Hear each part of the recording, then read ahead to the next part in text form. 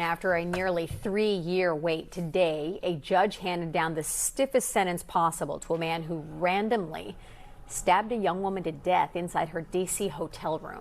According to police, the victim was in town for a concert. News 4's Paul Wagner was inside that courtroom today when the sentence was read.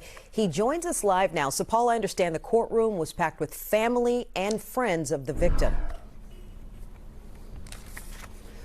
Yeah, Sean, this was the end of an excruciatingly long period and wait for justice for the family of Christy Bautista, who was randomly killed inside the Ivy City Hotel back in March of 23. As you mentioned, the courtroom was packed with family and supporters and friends.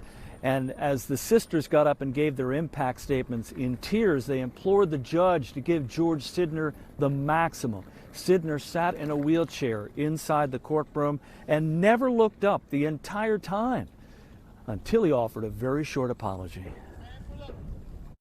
Emily and Ashley Bautista, Christy's younger sisters, read from prepared statements today in court and tearfully told the judge how much their lives had changed since their sister was so brutally, viciously, and randomly killed back in March of 2023.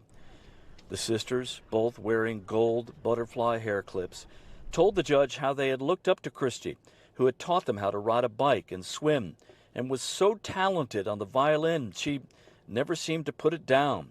Outside the courthouse, the sisters tried to put the last nearly 3 years in perspective. Just the randomness of it all is, I don't know, it's hard to digest. In court today, the prosecutor said there is video of George Sidner lying in wait just outside Christy Bautista's room at the Ivy City Hotel. When Sidner got inside, he stabbed her to death in what prosecutors called a heinous, vicious, and cruel killing. I have been to every court hearing where I have had to see his face, and it has been immensely hard to just sit there where he asks for a lighter sentencing. There was no explanation from Sidner or his attorney as to why this happened. The 46-year-old pleaded guilty to the attack.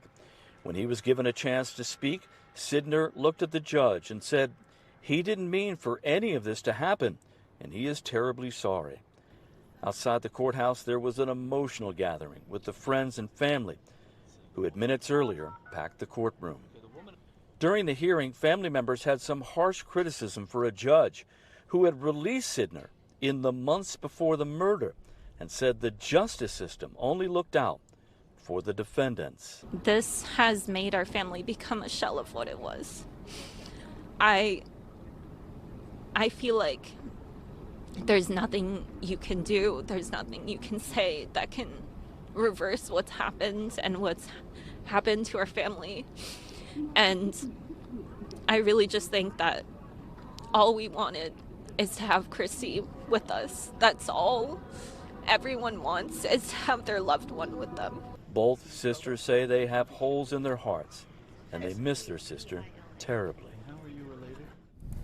So just a note now on that judge that did release Sidner. It actually happened on January 5th, 2023, just a couple of months before Christy was killed. And he released him after Sidner had pled guilty to an armed robbery. And he was released because the defense attorney asked for his release.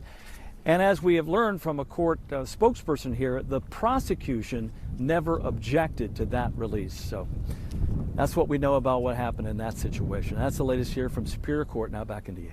Paul Wagner live for us tonight. Paul, thank you.